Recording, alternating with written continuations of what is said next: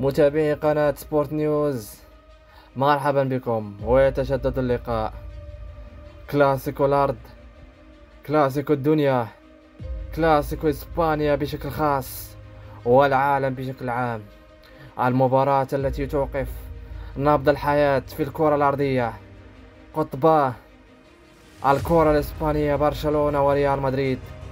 كلاسيكو بعنوان التاريخ، بعنوان الماضي والحاضر، بعنوان السياسة والاقتصاد والأعمال. برشلونة والفريق الكتالوني الذي عاش أيام خوالي زاهية، ولكن في هذه السنين الأخيرة مستواه متذبذب، خروج متكرر من كبريات البطولات الأوروبية. أما في الطرف المقابل ريال مدريد، نادي القرن، كبير إسبانيا وكبير أوروبا، وصاحب 14 تشامبيونز ليج، والسائر للحفاظ على اللقب، يواجه الغريم الكتالوني في مباراة الدوري، في مباراة رد الدين والاعتبار، خصوصا بعد السقوط في نهائي السوبر الإسباني هناك بالرياض بالمملكة العربية السعودية، وسقوط آخر داخل الديار في ملعب سانتياغو برنابيو.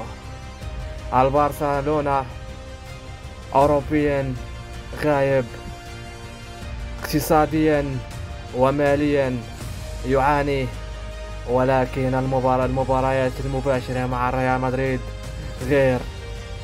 البرشلونة يقدم أحلى أيامه في الدوري، 9 نقاط، بعيدا يحلق ويغرد، واحدا في صدارة لا ليغا، 9 نقاط قد ترتفع إلى 12 نقطة في حال الفوز على الغريم الريال مدريد. مواجهة تحمل بين ثناياها عدة خصائص، إما الاقتراب بشكل أكبر وأكثر مما مضى نحو اللقب واستعادة لقب غائب منذ 2019، أما انتصار الريال وبالتالي بعث الرقم من جديد. مباريات برشلونة والريال لا وجود فيها للحالة الفنية للفريقين. مباراة الكلاسيكو مختلفة بشكل تام عن باقي المباريات. الغريمان وبشعار أخسر أو أهزم أمام أي فريق، لكن أمام الغريم لا زال لا والف لا. ستتجدد متابعينا الكرام ثنائية فينيسيوس جونيور وراخو.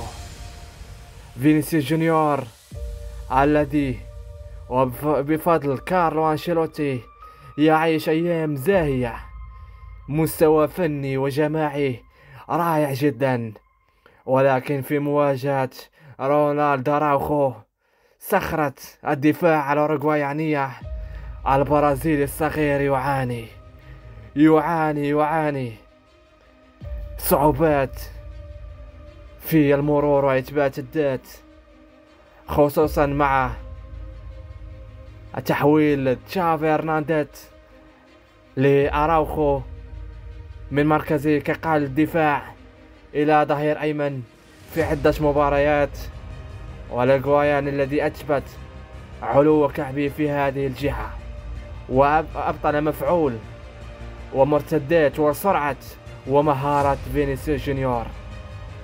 إذن متابعينا الكرام، هو كلاسيكو، هي مباراة تختلف عن باقي المباريات، مباراة تختلف بشكل تام عن باقي المواعيد.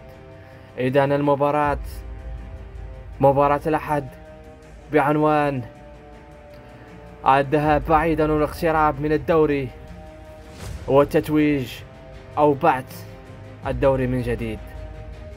إذا أعجبكم متابعينا الكرام هذا المقطع ادعمونا بلايك والاشتراك في القناة. وإلى اللقاء.